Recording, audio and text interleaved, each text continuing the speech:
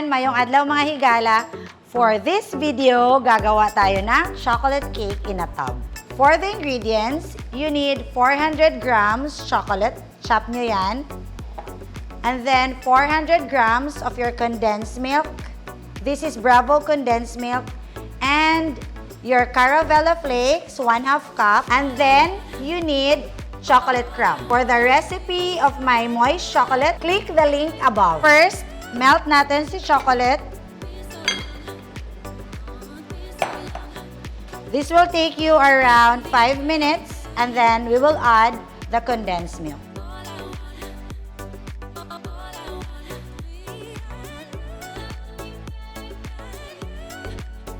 So, once melted na siya, add na natin si condensed milk. So, this is your fudge frosting.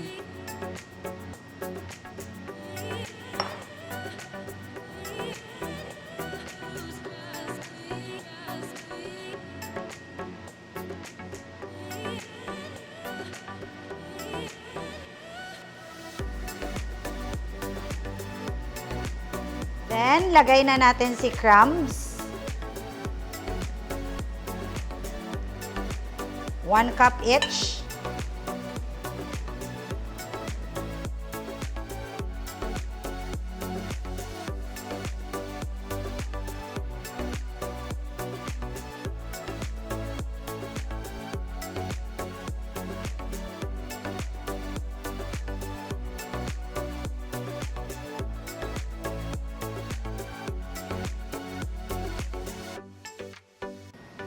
Then, press nyo siya.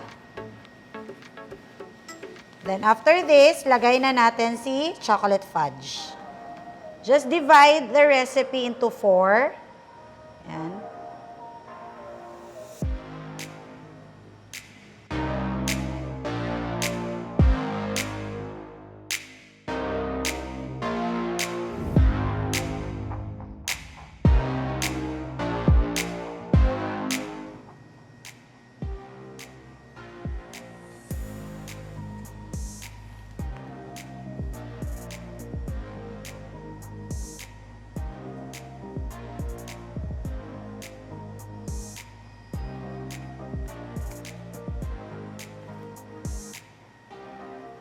And then, let's top it with Caravella flakes.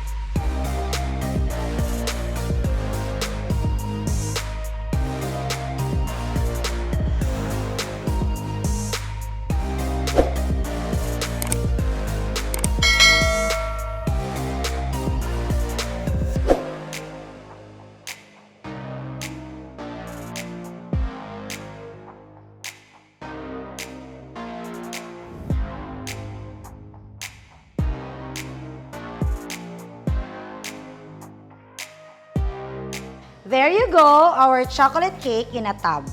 Again, for the ingredients, don't forget to visit Sweet House Baking Store here in Cagayan de Oro, Balingasag, or in Palawan.